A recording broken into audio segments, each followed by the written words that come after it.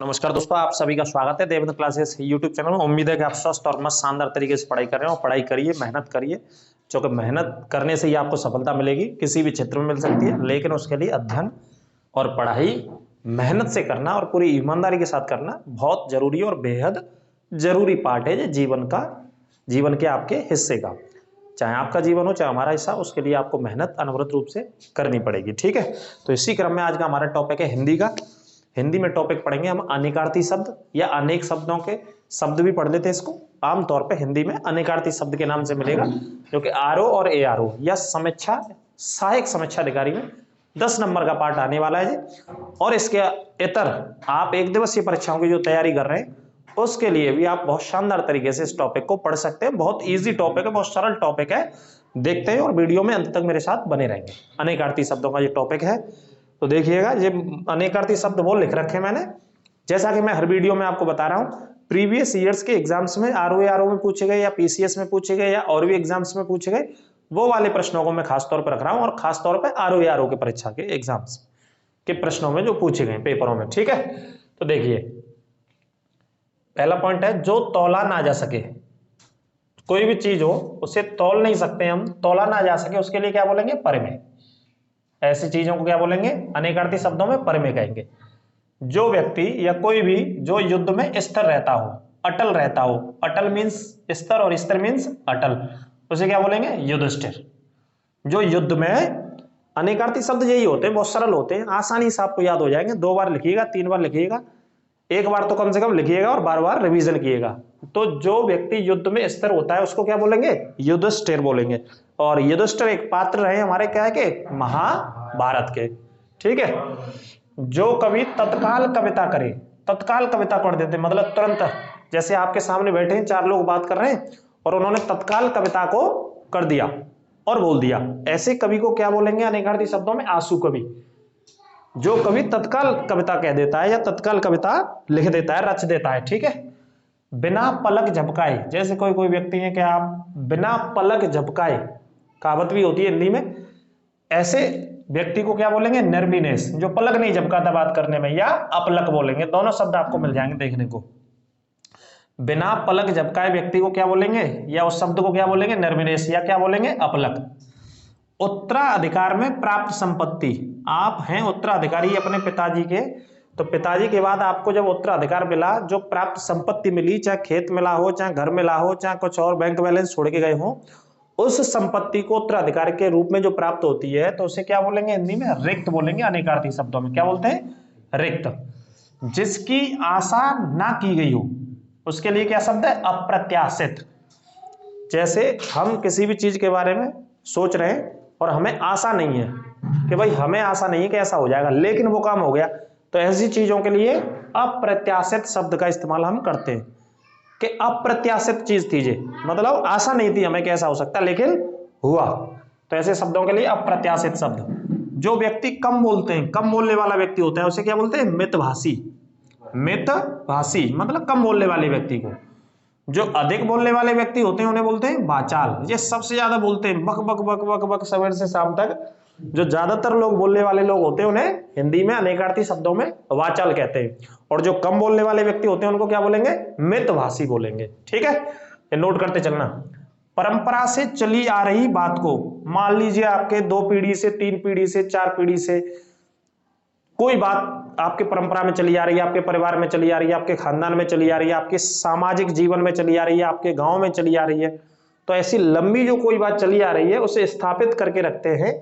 ऐसी बात को हिंदी में क्या कहा जाता है? अनुश्रुति कहा जाता है, जो परंपरा से कोई चीज चली आ रही है। ठीक है, क्या बोलते हैं? अनुश्रुति कहा जाता है। स्वेद से उत्पन्न होने वाला, स्वेद से उत्पन्न होने वाला स्वेदज कहलाता है। ठीक है, इस पॉइंट को याद रखना, स्वेद से उत्पन्न होने वाला स्वेदज कहलाता है। आगे बात करते हैं, जिसके पास कुछ ना हो, उस व्यक्ति को क्या बोलेंगे? अंकेचन, या उस शब्द को क्या बोलेंगे? अंकेचन। और अंकेचन का मतलब होता है गरीब, जिसके पास कुछ ना हो। गरीब के लिए यह शब्द का इस्तेमाल कई बार हिंदी में आपको अंकेचन मिलेगा। ठीक है, जिसका कोई शत्रु ना जन्मा हो अभी तक पृथ्वी पर, उसे क्या बोलेंगे? अजात शत्रु। अजात शत्रु नाम का एक शासक भी था हिस्ट्री में, है ना? कौन से वंश में था बताइए? अजातशत्रु नाम का एक शासक था इतिहास में हमारे में, उसने मगध पर शासन किया था। मगध 16 महाजनपदों का सर्वशक्तिशाली राज्य हुआ करता था। 16 महाजनपदों में से, जो कि इस समय अगर वर्तमान में बात करेंगे तो बिहार के अंतर्गत आएगी ये जगह, बिहार अथवा उत्तर प्रदेश के अंतर्गत, स्पेशली बात करेंगे तो बिहार के अंतर्गत। तो मगध पे ही एक वंश की स्थापना हुई थी सबसे पहले, जिसका नाम था हर्यक वंश, और हर्यक वंश की स्थापना करी थी बिंबिसार ने, और बिंबिसार के बाद आया था अजातशत्रु, और अजातशत्रु के बाद आया था उदयन। तो ये तीनों बाप बेटा थे जो एक के बाद एक गद्दी पर बैठे थे। तो जिसका शत्रु न जन्मा हो उसे क्या बोलेंगे? अजातशत्रु। आपके शत्रु तो नहीं है भाई, आप अजात, जो हमारे स्टूडियो में जो बैठे हैं जो अजातशत्रु बैठे हैं इस समय, इनका कोई शत्रु नहीं है धरती पर, ठीक है। आगे बात करते हैं, लौट कर आया हो, आप गुस्सा होकर के चला गया फिर लौट कर आ गया, तो उसे ऐसे को क्या बोलेंगे? प्रत्यागत। जो लौट कर के आ गया हो उसे प्रत्यागत बोलेंगे। और वैसे आमतौर पे हिंदी में कहावत है, सुबह का भूला शाम को, क्या बोलते हैं इस कहावत को? नहीं नहीं नहीं, ऐसे नहीं बोलते, ठीक है। प्रत्यागत ऐसे याद रखना, लौट कर आया हो प्रत्यागत बोलते हैं। आगे, जो व्याकरण जानता हो, व्याकरण का अध्ययन जानता हो, व्याकरण के बोलते हैं या व्याकरण, है ना, ये दोनों शब्द याद रखना, दोनों ऑप्शन में दे चुके हैं अभी तक, ठीक है। जो व्याकरण की नॉलेज रखता है, व्याकरण की जानकारी रखता है, ऐसे व्यक्ति को, ऐसे शख्स को, ऐसे महाज्ञानी को क्या बोलेंगे? व्याकरणज्ञ या व्याकरण, है ना। जैसे उदाहरण के तौर पर किनका नाम ले सकते हैं हम इनमें? तुलसी बाबा का नाम ले सकते हैं, रामचरितमानस लिखी, ठीक है। जैसे दूर करना कठिन हो, दुर्निवार, मतलब कोई आपसे चिपक गया बिल्कुल, उसे दूर करना कठिन हो रहा है तुम्हारे लिए, तो उसके लिए क्या बोलेंगे? दुर्निवार हो रहा है ये मेरे लिए, ठीक है। जो प्रमाण से सिद्ध ना हो सके, जो प्रमाण से सिद्ध ना हो सके, अप्रमेय बोलते हैं, क्या बोलेंगे? अप्रमेय। जो प्रमाण से भी सिद्ध ना हो पाए, अप्रमेय बोलेंगे। जो स्त्री सूर्य ना देख सके, ऐसी स्त्री को क्या बोलते हैं? असूर्य स्पर्शा, असूर्य स्पर्शा। आ शब्द जोड़ना है, आ का मतलब नेगेटिव सेंस में होता है बहुत सारी जगह, आ जहां जहां लगता है विलोम शब्दों में भी कई बार आ लग जाता है, जैसे साधु, असाधु, साधु का विलोम शब्द असाधु। जो साधु जीवन जी रहा है और जो साधु जीवन नहीं जी रहा है वो असाधु हो गया। तो आ का मतलब नेगेटिव सेंस में होता है, कई बार हिंदी में होता है ये, कई बार क्या होता है, तो जो स्त्री सूर्य ना देख सकी हो, ऐसी स्त्री के लिए क्या शब्द है? अनेकार्थी शब्दों में असूर्य स्पर्श। पैर से लेकर सिर तक के लिए क्या अनेकार्थी शब्द बनेगा? आपाद मस्तक। हमारे पैर से लेकर के सर तक की अगर बात कर रहे हैं तो उसके लिए जो एक शब्द है अनेकार्थी शब्दों में हिंदी में, उसके लिए क्या इस्तेमाल करते हैं? आपाद मस्तक। पाद मतलब पैर और मस्तक मतलब सिर हो गया, उसी में शब्द आ रहा है, आप समझ जाएंगे, है ना। आपाद मस्तक बहुत इंपॉर्टेंट पॉइंट है। मदिरा पीने का प्याला, जिसमें आप मदिरा पीते हैं उसे क्या बोलते हैं? चषक। और आमतौर पे बोलते भी है गांव में, जैसे क्या कैसे बोलते हैं कि लाला चसका लग गो, तो तू नहीं मानेगा, जब भी ये पियो छोड़ दे चसका रिंदे नहीं, फिर सपने न में जन का खावे। तो शराब या मदिरा पीने के प्याले को चस्क। जो स्त्री के वशीभूत हो उसे क्या बोलेंगे? स्त्रैण। जे सभी पुराने पेपरों में जो समीक्षा अधिकारी के 2016 के हों, 14 के हों या 21 की, जो भी परीक्षा अलग अलग समय पे हुई हैं, कई कई साल के अंतराल पे ये परीक्षा होती रही है, तो उसमें पूछे गए वही प्रश्न सबसे पहले मैं इन क्लासों में आपको करा रहा हूँ। इन्हीं प्रश्नों को कीजिए तो 60 से 70-80% तक आपकी 70 से 80% तक हिंदी, जो 60 नंबर का हिंदी आना है पेपर, वो क्लियर हो जाएगी। उसके अलावा पुस्तकों से भी आप अध्ययन करते रहिए लगातार और अनवरत रूप से, ठीक है। तो जो स्त्री के वशीभूत होते हैं, ऐसा देखा होगा आपने, आमतौर पे आज की दुनिया में सबसे ज्यादा जो पुरुष होंगे वो स्त्रियों की वशीभूत होते हैं, क्योंकि घर में जो स्त्री आदेश दे देती है उसी के हिसाब से कार्य किया जाता है, ठीक है। तो ये हिंदी में बनाया गया शब्द है कि जो व्यक्ति स्त्री के वशीभूत हो उसे क्या बोलेंगे? स्त्रैण। ऐसा आमतौर पे देखने को मिलता है ज्यादातर, आपको भी उदाहरण मिल जाएंगे। वह स्त्री जिसका पति कहाँ चला गया हो? विदेश चला गया हो, उसे क्या बोलेंगे? प्रोषित पतिका, प्रोषित पतिका कहेंगे। ऐसी जीविका जिसका कोई ठीक ठिकाना ना हो, आपका भैया ऐसी जीविका है, ऐसा काम चल रहा है कि इसका कभी लगता है कभी नहीं लग पाता है काम, कभी आप कमा पाते हैं पैसे कभी नहीं कमा पाते हैं। जीविका मतलब आपका जीवन चलाने के लिए जीविका, तो इसका कोई ठीक ठिकाना नहीं हो, उसके लिए क्या बोलते हैं? आकाश वृत्ति। ऐसी जीविका जिसका कोई ठीक ठिकाना ना हो, आकाश वृत्ति। बुरे उद्देश्य से की गई मंत्रणा, चार दोस्त होते हैं, अब वो प्लानिंग कर रहे हैं, मंत्रणा कर रहे हैं, हिंदी में मंत्रणा और अंग्रेजी में प्लानिंग। तो बुरे उद्देश्य से की गई मंत्रणा, जैसे किसी को पकड़ के कूटना पीटना मारना है, तो ये क्या हो गया, बुरा उद्देश्य हो गया हमारा। फिर हमें पीटेगी कूटेगी कौन, पुलिस पकड़ के ले जाएगी, ठीक है। तो बुरे उद्देश्य से की गई मंत्रणा क्या बोलेंगे, दुर्वी संधि। कौन सी संधि, दुर्वी संधि। संधि नहीं करनी है, बुरे उद्देश्य से, ध्यान रखना। तैरने का इच्छुक व्यक्ति जो पार करने का इच्छुक होता है किसी झील को, तालाब को, सरोवर को, नदी को, तो उसे क्या बोलते हैं, तेतेड़सु। एक हमारे स्टूडियो में बैठा है, उसने कहा गुरुजी कहीं से भी कुदा दो मुझे, आप कहेंगे वहां से वहां पार कर जाऊंगा, वहां से वहां पार कर जाऊंगा। ये कह रहा है कि मैं नील नदी को भी पार कर जाऊंगा, दुनिया की दूसरी सबसे चौड़ी नदी, पहली चौड़ी नदी अमेजन नदी को भी पार कर जाऊंगा, भारत की 2525 किलोमीटर में बहने वाली गंगा नदी को, और दक्षिण भारत की सबसे लंबी नदी गोदावरी को भी पार करूंगा। सारी नदियों को तैर के पार कर जाएगा। इसके अंदर है ये वाली क्वालिटी, कौन सी वाली, तैरने का इच्छुक रहता है ये, हमेशा पार करने का इच्छुक रहता है नदी को। तो ऐसे व्यक्ति को क्या बोलेंगे, क्या बोलेंगे शब्द को अनेकार्थी शब्द में, तेतेड़सु, तैरने का इच्छुक। आज के बाद याद रखना भाई, तैरना नहीं बोलना है, क्या बोलना है, क्या तेतेड़सु में कुछ भी कराओ, अमेजन पार कराओ, नील नदी पार करवाओ, मिसिसिपी पार करवाओ। मिसिसिपी कहाँ है, अमेरिका में बहती है, ठीक है। आगे बात करते हैं, गुरु के समीप रहकर अध्ययन करने वाले को, गुरु के समीप रहकर, ये तो आपसे उदाहरण फिट बैठ रहा है कि नहीं बैठ रहा है। गुरु जी के समीप रहकर अध्ययन करने वाले शिष्य को क्या बोलते हैं, अंतेवासी बोलते हैं। तो आप कौन है अब इस समय, अंतेवासी हैं आप भाई साहब, याद रखना।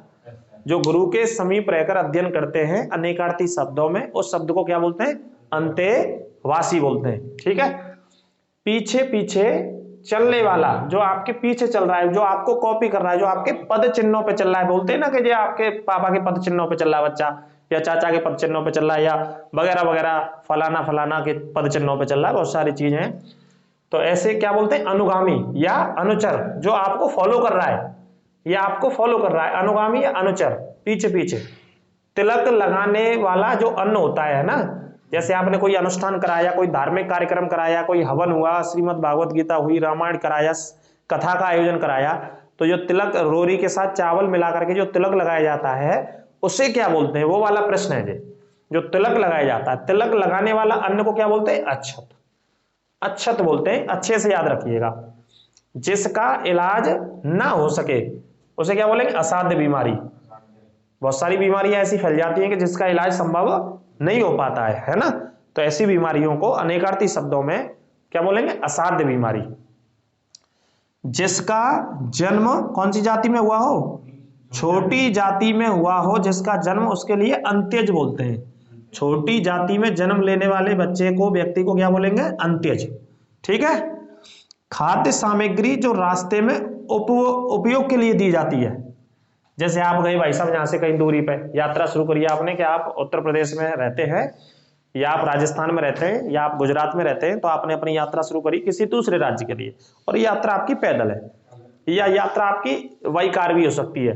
तो आपके साथ जो घर से खाद्य सामग्री दी गई कि भैया रास्ता में भूख लगे तो खा लियो, तो वह खावे वाई खाद्य सामग्री है, क्या बोला जाता है, अनेकार्थी शब्दों में पाथे कहा जाता है। क्या बोला जाता है, पाथे, जो रास्ते में खाने के लिए दी जाती है, ठीक है। मोक्ष की इच्छा रखने वाला व्यक्ति क्या कहलाएगा, मुमुक्षु। जो मोक्ष की भी इच्छा रखता है, ये दो क्वालिटी है इसके अंदर, ये तीन चीज तो हमारे जो स्टूडियो में इस समय, गुरु के समीप रहने वाले, अध्ययन भी कर रहे हैं, अंतेवासी भी हैं इधर, ठीक है।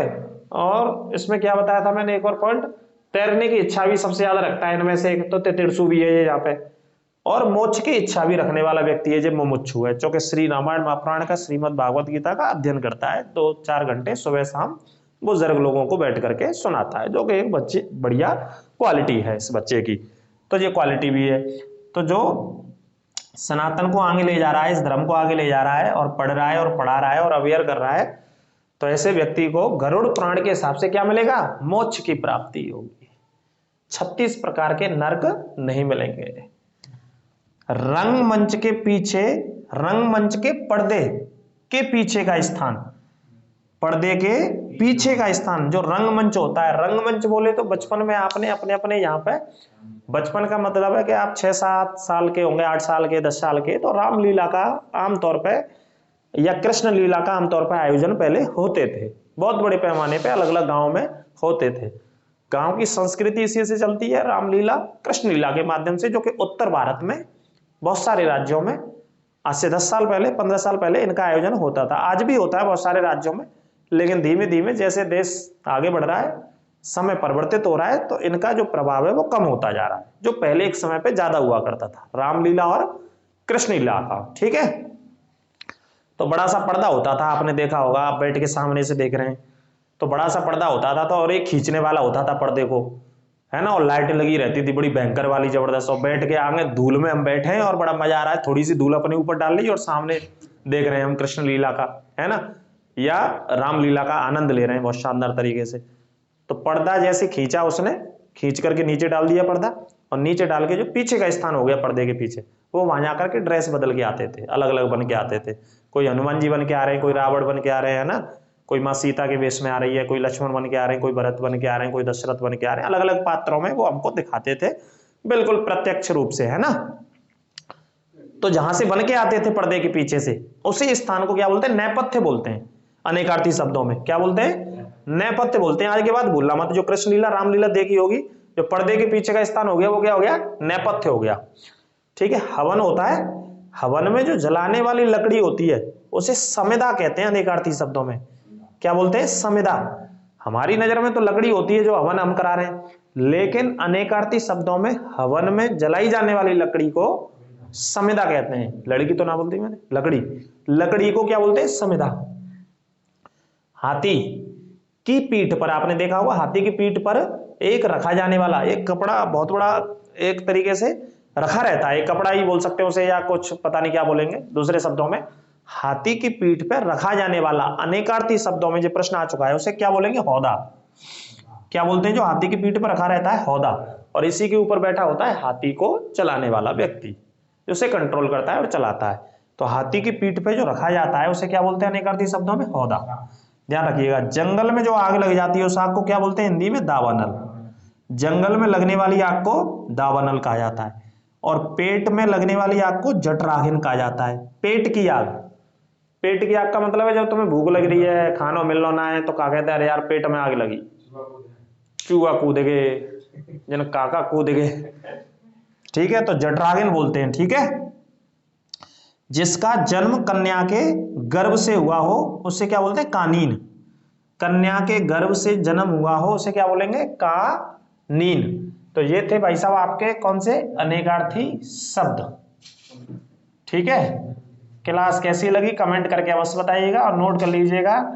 आप आरओ एआरओ के तो मैं प्रश्न आपको करा ही रहा हूं, इससे आप पुलिस का एग्जाम, एसआई का एग्जाम, एसएससी जीडी का एग्जाम, आप किसी भी एग्जाम के लिए हिंदी के टॉपिक्स को यहाँ से पढ़िए बहुत शानदार तरीके से, और शेयर करते रहिए अपने दोस्तों और मित्रों के साथ। लगातार ये क्लास आपको मिलती रहेंगी। और क्लास कैसी लगी ये अवश्य बताएं कमेंट करके, और लाइक करना क्लास को ना भूलें, और ज्यादा से ज्यादा शेयर करते रहें।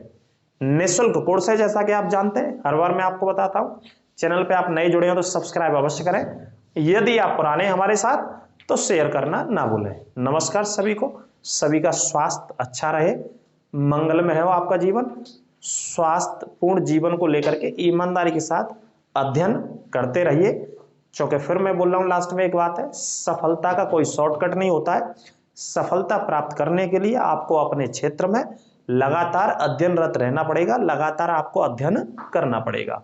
सिर्फ एक ही तरीका है सफलता प्राप्त करने का, कड़ी मेहनत, वर्क हार्ड, उसे हार्ड वर्क भी कह लो। हार्ड वर्क इंग्लिश में कहेंगे तो हार्ड वर्क का मतलब हो गया कोई फिजिकल वर्क कर रहे हैं हम, और वर्क हार्ड का मतलब हो गया मेंटली काम कर रहे हैं। तो वर्क हार्ड मतलब जो पढ़ाई कर रहे हैं वो मेंटली पढ़ाई कर रहे हैं, आप मेंटल से पढ़ाई करते हैं, दिमाग से आप पढ़ाई करते हैं, चीजों को सोचते हैं और समझते हैं। तो अगली क्लास में जल्दी आपसे फिर मुलाकात होगी, तब तक के लिए नमस्कार, जय हिंद, राधे राधे।